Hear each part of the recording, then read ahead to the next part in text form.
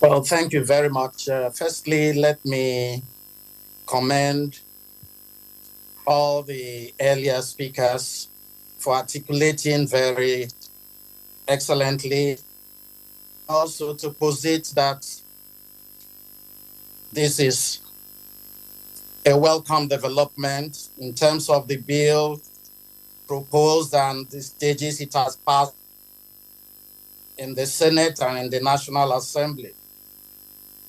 Let me quickly state that there is nothing new in what is being proposed. Constitutional evolution in Nigeria recognizes the fact that we have passed through this road before. So for us, it is not an uncharted territory or terrain. His Highness Emir of Gumi has eloquently elucidated the position pre-colonial and in colonial era. But we must also have it at the back of our mind that constitutionally, we have also had traditional functions assigned to traditional rulers. In the Republican era, 1960, 1963, we had a House of Chiefs, and there were prescribed roles assigned to them. And chiefs in this context presupposes traditional rulers. And this went on until the advent of military in governance. And from 1967, when the unitary government of General Ironsi came into power, that was the beginning of the erosion of the functions, constitutional functions of traditional rulers. Again, followed by the 1976 local government reforms. But even at that, with the 1979 Constitution, we also had some modicum of roles assigned to traditional rulers constitutionally. Only the 1999 Constitution, put everything in abeyance. So what is being proposed is nothing novel. It is nothing unique. What we should be saying is that there should be a return to constitutional roles for traditional rulers. It is nothing novel, like I said.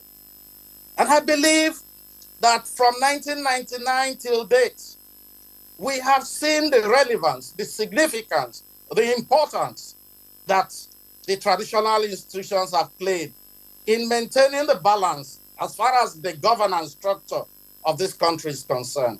And this is something that we can never run away from.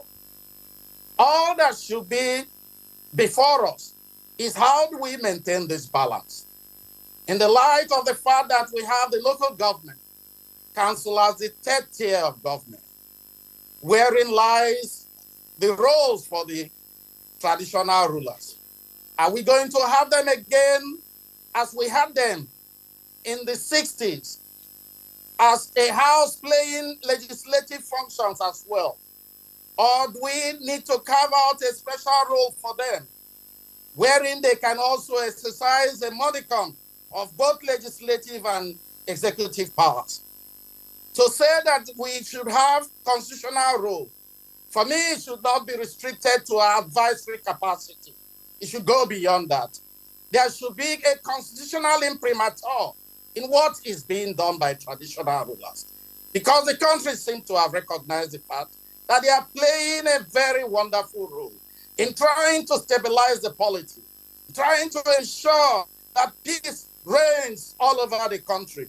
And we always notice that when the chiefs are down, the people in government always resort to them and call upon them to help them to stabilize the polity. So for me, this is just a question of how do we strike a balance?